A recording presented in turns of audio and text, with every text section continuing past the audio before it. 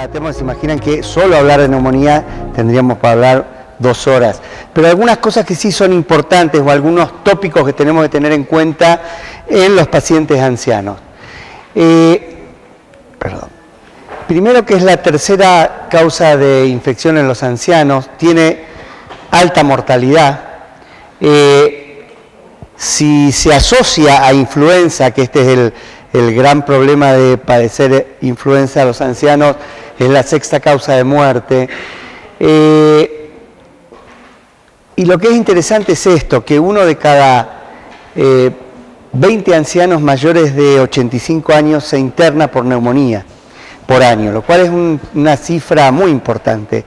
Ya hablamos que si queríamos encontrar la tríada clásica, la vamos a ver solamente en un porcentaje pequeño de los pacientes, ¿sí? Generalmente siempre lo vamos a tener, y ya lo vimos en un caso clínico, con formas de presentación atípica. Y lo que les decía antes, la taquipnea es muy importante, mucho más prevalencia e importancia los bacilos gram negativos entéricos. Entonces, uno tiene que prestar atención a este ítem por el esquema antibiótico que uno va a poner, porque probablemente si es un paciente que viene de su casa, yo probablemente lo voy a cubrir muy bien con amoxicilina o amoxicilina asociado a clavulánico. Pero esto no me va a pasar si son pacientes que vienen de un geriátrico o que están hospitalizados, porque ambos tienen una colonización distinta y colonizan la vía aérea con una flora distinta a la que tenemos habitualmente. Entonces ahí tenemos que empezar a pensar en Klebsiella y en los gérmenes y en los bacilos gram negativos. Entonces, además de esto, otro de los gérmenes que también tenemos que pensar es el estáfilo, tanto en pacientes en geriátricos como en hospitalizados, y desde ya que el estafilococo, además en los hospitalizados, el meticilino resistente. Entonces, tener en cuenta esta diferencia de acuerdo a dónde el paciente inicia su cuadro infeccioso para el tratamiento que tenemos que utilizar en forma empírica. Y hay algo que es fundamental, y esto está demostrado en varios trabajos, donde el tiempo es importantísimo en el comienzo del tratamiento antibiótico de una neumonía. Si nosotros dejamos pasar las horas o los días, a ese paciente le va a ir peor claramente, ¿sí? Siempre el pronóstico es mucho mejor cuando uno empieza dentro de las 4 horas de la admisión hospitalaria, porque disminuye la mortalidad. Entonces, tenemos que esto tenerlo claramente en cuenta. Por eso a veces hay pacientes que no nos dan tanto tiempo a pensar y uno empieza con un esquema empírico mientras va solventando y viendo cuál es el cuadro. Yo hace poquito lo tuve que llevar a mi papá al hospital y lo llevé en un cuadro de una pirogenemia. Estábamos en mi casa reunidos, se manda un chucho de frío, tenía hipoperfusión labial, en manos, en pies, me lo llevé para el hospital. Por supuesto que llegamos, lo que hace rápidamente, saturación de oxígeno, qué sé yo, y ahí estaba, por supuesto que yo no hablé porque era en ese momento hijo, y es bueno uno a veces en un momento decir, bueno, ya yo lo traje, fenómeno, puedo charlar, pero que los otros hagan. Y entonces ahí el médico interno que estaba ahí mismo le dijo, preparé una Cantex, le dijo a la enfermera, y pasarle una Cantex, ¿sí? O sea, pasarle 1 gramo de ceftriaxona. Después vemos, ¿sí? Pero en el momento en que estás, vos tenés que actuar, y uno tiene que actuar porque hay situaciones donde no da el tiempo. A veces esto nos pasa con las neumonías, entonces uno puede empezar un tratamiento empírico rápidamente, y a veces después, aunque cambie el diagnóstico, si no es en una neumonía, una infección urinaria, no interesa, después veremos de dónde proviene por ahí el cuadro infeccioso.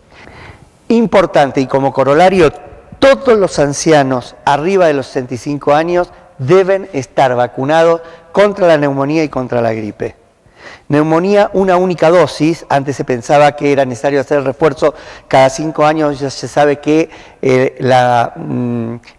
los anticuerpos quedan en forma residual y no hace falta ni siquiera ninguna otra dosis de vacunación de refuerzo. Con una dosis de antineumocócica es suficiente, y la vacuna antigripal todos los años. Esto hay que hacerlo porque mejora la mortalidad del anciano. Por supuesto, lo que decíamos antes, ¿no? Hay que dejar de fumar, aunque tenga 85 años, hay que dejar de fumar. Los que tomen alcohol o los alcoholistas hay que no solo por las lesiones a otro nivel que genera el alcohol, sino por lo que genera a nivel respiratorio. Cuidado de higiene de la cavidad oral, fundamental. Hay que mandar a los ancianos al odontólogo una vez por año. Y esto también es importante, ¿eh? Los pacientes que estén con altas dosis de benzodiazepinas específicamente, porque es frecuente que segundo grupo de drogas consumidas en los ancianos, las benzodiazepinas, después de los antiinflamatorios no esteroides. Entonces, uno tiene que tener mucho cuidado y mucho control en el manejo, sobre todo de no pasarnos de dosis que pueden afectar.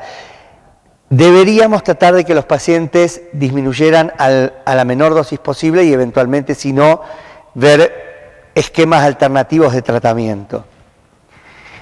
La influenza, que también es muy frecuente en los ancianos, es altamente prevalente, es mucho, lo vemos 2 veces más en los ancianos que en gente joven, pero la diferencia es que tiene alta mortalidad en los ancianos, ya sea porque es por sí misma o porque está asociado a una neumonía bacteriana agregada, que es lo que vemos. Si nosotros, lo mismo que la neumonía, si queremos encontrar la tríada clásica, tampoco la vamos a encontrar en los ancianos. Si queremos ver tos, fiebre, comienzo agudo, el valor predictivo positivo en los ancianos no es muy alto, a la inversa de lo que pasa en los adultos jóvenes. Entonces, tienen formas de presentación no convencionales y, esto importante, neumococo y estafilococo son las que colonizan o son las neumonías bacterianas asociadas a la influenza. Por supuesto que de las dos, la estafilocócica tiene mucha más mortalidad que la neumocócica. Ya habíamos hablado de la vacunación y este es el otro gran grupo de patología infecciosa respiratoria y extrarrespiratoria en los ancianos, que es la tuberculosis.